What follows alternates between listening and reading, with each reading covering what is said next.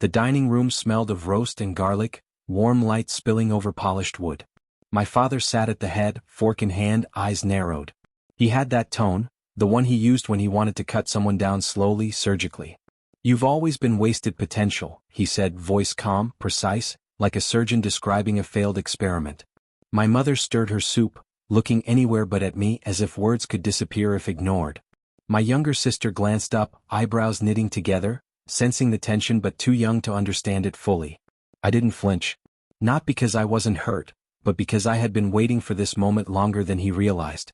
Every insult, every belittling comment, every smirk at family gatherings, it had all been stored, filed, like a ledger of grudges and truths waiting to be balanced. He leaned back, satisfied with his punch.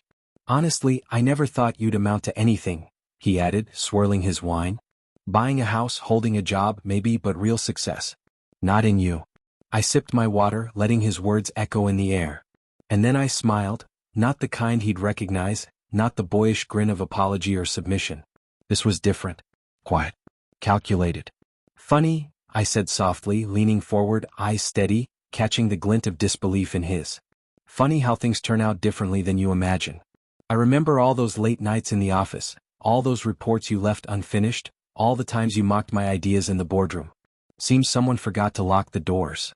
He frowned, confusion replacing arrogance. I let the pause stretch, thick as molasses. Around us, cutlery clicked against plates, oblivious diners in neighboring rooms, the ordinary world outside our little battlefield. I wanted him to feel the weight of every word, the years of scorn turning back on him, like a tide he could neither stop nor escape. He blinked, a slow, deliberate motion as if trying to process what I was saying. "What are you?" His voice caught, faltering for the first time in years. That hesitation was all I needed.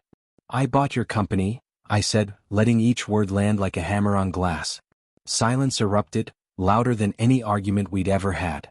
My father's face went pale, veins standing out along his temples, eyes widening in disbelief. I don't understand," he stammered, voice tight, brittle. "Oh, you understand perfectly," I replied, calm as a lake before a storm. "Every meeting you missed, every contract you ignored, every careless decision, it all led here. You left gaps and I filled them.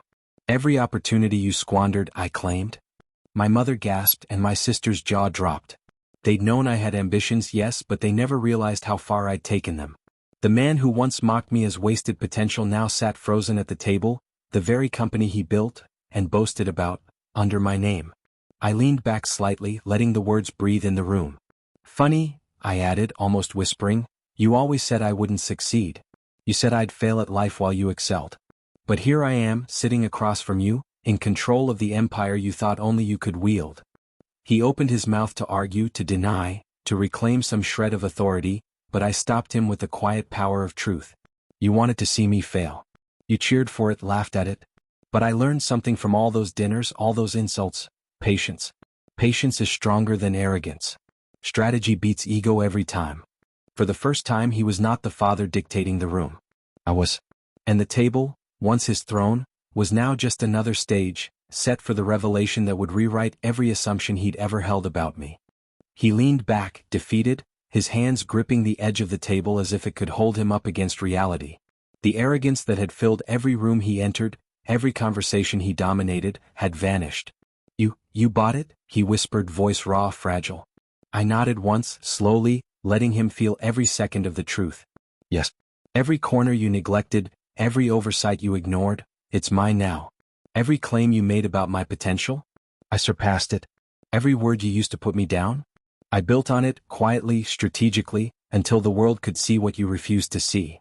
My mother's eyes shimmered with awe and unease.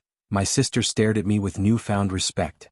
And my father, he finally understood that control had shifted. The boy he labeled wasted potential had become the man who now held the power he'd taken for granted. I reached across the table, not to gloat, but to close the chapter silently. "This isn't about revenge," I said softly. "It's about truth. And truth has a way of speaking louder than any insult." For the first time in years, dinner ended in quiet. Not with argument, not with resentment, but with recognition.